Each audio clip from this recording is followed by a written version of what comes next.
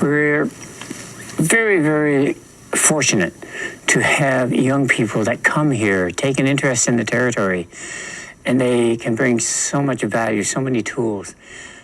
A fellow by the name of Matt Abbott appeared in my office one day after he pedaled a bicycle from Fredericton to St. Andrews, telling me that he was interested in the Baykeeper job. He first appeared as a student, and then when the Baykeeper came to me and said, "I think I found my retirement package," that was Matt Abbott. We're so fortunate to have Matt Abbott in the territory and speak with us when it comes to being a voice for the territory. Thanks very much, and it is just great to be here. Chief, in my discussion with Chief preparing these remarks, he asked me to tell my story a bit of how I ended up here and ended up as Fundy Baykeeper and working with the Conservation Council. And I don't usually like talking about myself in these sorts of forums, but I think it does help illustrate the power of this place, Passamaquoddy Bay and the Bay of Fundy that you see behind me here in St. Andrews Harbor. So, I've been here almost 12 years now, and I came as a summer student. My plan was to be here for 3 months, and no more than 3 months.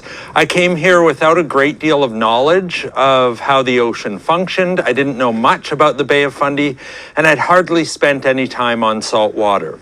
I grew up in Northern Ontario, near Timmins and Cochrane, and so when I arrived here, I thought it would be a neat experience, but what happened to me is what's happened to so many others. This place really has a way of capturing people.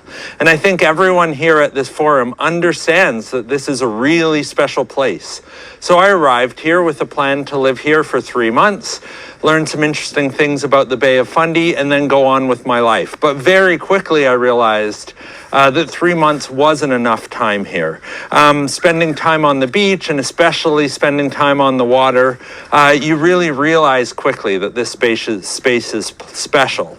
And then if you speak to folks like, I spent a lot of time talking to Chief Akagi about this place, would speak with divers, fishers, tourism operators, really realize that this place has a lot going for it. And so I was captured and I stuck around, and that's happened to a lot of people because this place is really special. And the Conservation Council of New Brunswick, my organization, has also known this place is really special. We've been doing marine work for about 40 years now, and it's always been centered right here in Passamaquoddy Bay, the Western Isles, and the outer Bay of Fundy. And that's because if we want to take care of our coastal ecosystems, we've recognized for a long time that taking care of this place is, in some ways, to use a crass phrase, the biggest bang for your buck. So much happens here. It's so productive and so dynamic that helping take care of this place is taking care of all of the Bay of Fundy and really even taking care of the whole Gulf of Maine. Because this place produces so much food for all the critters and even people that like to live and find their home here in the Bay of Fundy. And so our work has run the gamut of things that impact this place. We've looked at the history of impacts on the fish that live here and the fishery and the people that rely on those fish. We've looked at the tidal barriers, so the dams, the causeways, the roads, the culverts that affect the fish that need to move and the water that needs to move in and out of this system. And we've looked at the impacts of industry. So we've looked at the impacts of tanker traffic, of oil and gas spills and activity, of salmon aquaculture, and of the opportunities we have around our fishing economy to keep it local and keep it sustainable. So you'll hear from many others about the impacts, the many impacts on this place, be it from chemical pollution, from salmon aquaculture or other sources, be it about the impacts of noise from large tanker traffic and other human activities, and even our smaller boats as well.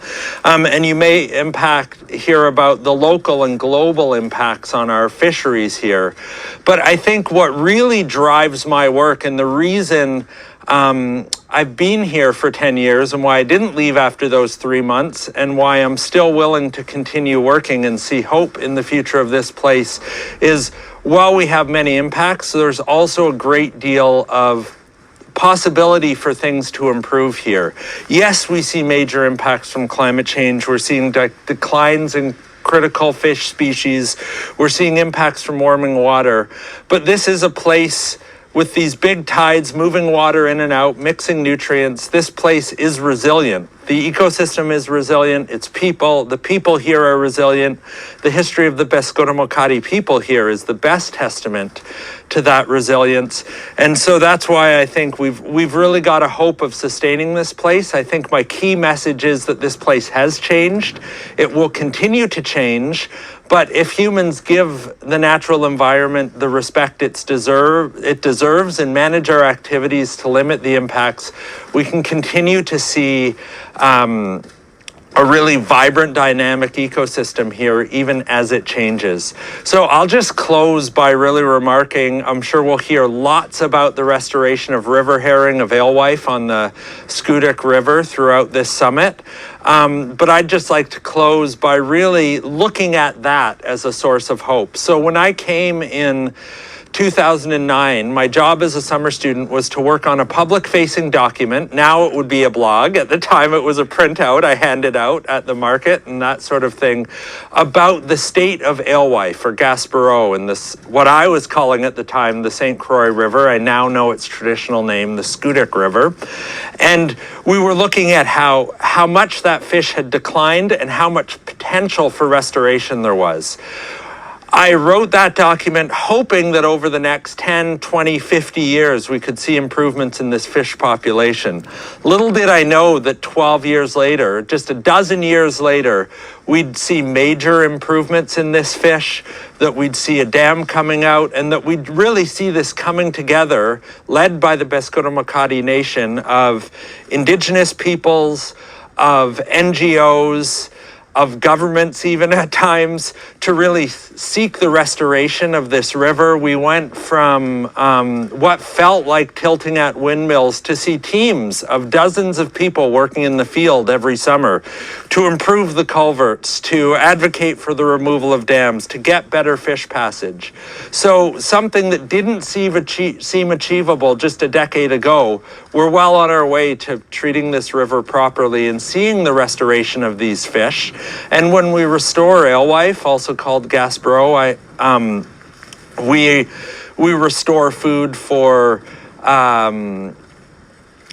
fish in the rivers, for bears, for eagles, but we're also restoring fish for porpoise, for seals, for whales, and for those so important ground fish that we've seen in decline. So I worry a lot about these waters right here behind me. I worry that we won't make the right decisions to protect them for the long term and to see the restoration of the many fish and animal species. But I also have seen that working together, we can see real improvement. And I'm excited to be at this summit today. I'm excited to hear thoughts for others. And I really do think that working together, we can continue to make things better. Thanks very much, and thanks again, Chief Akaji, for bringing us all together today.